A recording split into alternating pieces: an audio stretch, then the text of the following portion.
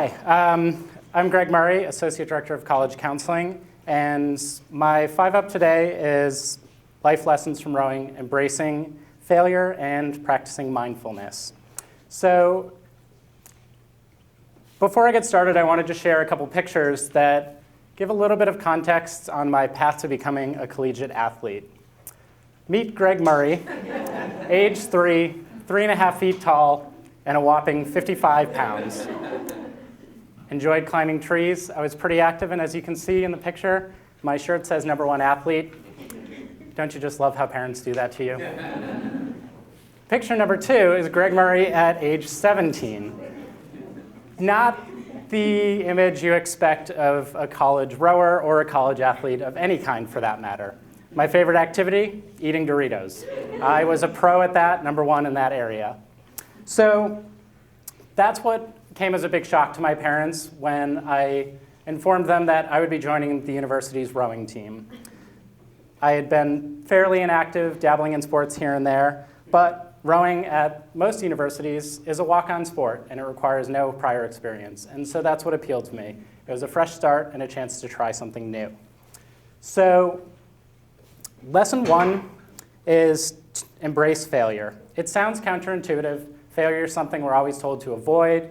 We desperately try to stay away from it, and it's just not an option. And I hear this in my office a lot.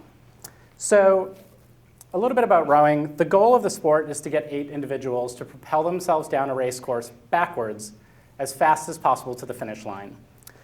The rower's stroke is linear. All you have to do is follow the person in front of you, and it sounds easy enough. You just have to take the perfect rowing stroke 215 times, which is about how many strokes it takes to get to the end of the race course. So the perfect rowing stroke is quick, it's efficient, it's crisp. The oar blade goes in and out of the water smoothly, and when done correctly, the boat surges forward, and it's an amazing feeling. However, the boat is barely wide enough for your hips and inherently unstable. Without the oars in the water, it can flip in an instant, and I've seen it happen. The very act of getting in an unbalanced boat, coordinating oars, body movement, and breath on a moving body of water has a lot of obstacles. So what makes rowing so challenging is that there are many external influences that pose a threat to your perfect stroke. There's wind, there's currents, there's timing, there's weight distribution. All of these things play a part and have an impact on your stroke as an individual. So what happens if all of this falls apart and things go wrong? Well, you can end up catching something called a crab. When you catch a crab, that's when your oar goes in the water and it stays in the water, and the rest of your team manages to get theirs out.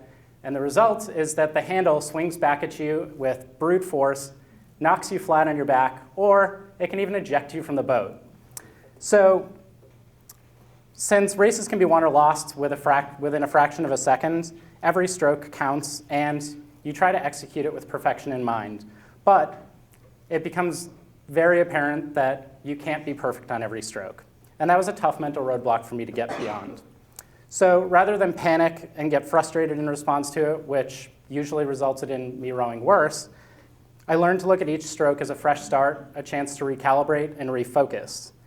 A rower takes millions upon millions of strokes during their athletic career. So in the end, I probably saw more failure than I did success.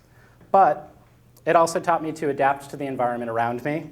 I became increasingly resilient during challenging practices and races, and it made the success that much more rewarding.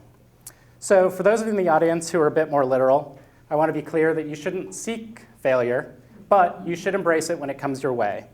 And for everyone in the audience, I challenge you to identify the opportunities for growth that come from failure in your everyday lives. So this brings me to lesson number 2, practice mindfulness. Rowers are the epitome of mindful exercisers. In order to develop a connection between mind, body, and boat, you have to establish presence. You have to be focused on that one moment, that single stroke that you're experiencing at that time. Now, that sounds strange to hear after I just told you all of the mental thought process that goes into embracing that failure and adapting to the next stroke. But as I developed as a rower, I also I developed the muscle memory, and that allowed me to focus more intently on very specific elements of the rowing stroke and the race. So eventually, I could easily get lost in the simplicity of counting breaths. Rowing involves a lot of counting, and so I could find myself just counting up each number. I could also get lost in the rhythmic intonation of the coxswain's instructions. For those of you who don't know what a coxswain is, that's the person who most people think yells stroke or row. But in fact, those are the people that are setting the pace for the race, also steering the boat. So mindfulness involves a conscious direction of our awareness. People experience it differently, but I found the mindful moments of rowing to be a welcome distraction from the stress of school, the pressures of social life, and the fact that I had no money in my bank account in college. So I didn't passively watch TV or lose myself in clicking through Facebook. Those weren't things that were positive distractions. Rowing was. And so I made rowing a daily getaway and a time to recharge. So when mind and body are in harmony, negative thinking and self-doubt are absent, and functioning is enhanced. I found this to be true, and I hope that you all practice mindfulness in whatever way works best for you. It could be yoga, it could be meditation, it could be art. Whatever it is, try hard to find something or to make time in your day to focus on your well-being. So I took a chance on rowing, and it opened doors I never expected. I competed at the largest regatta in the world 2 times, the Head of the Charles, which attracts nearly 500,000 spectators and has over 11,000 competitors from around the world. I rowed alongside teammates who went on to compete at the Olympic level. I formed lifelong friendships, and one teammate even asked me to officiate his wedding. So I'll conclude with this. No matter what path you're on, whether you're a #1 athlete or a Dorito eater, be open to new opportunities and look for lessons they have to teach you, because they have the potential to be life-altering. Thank you.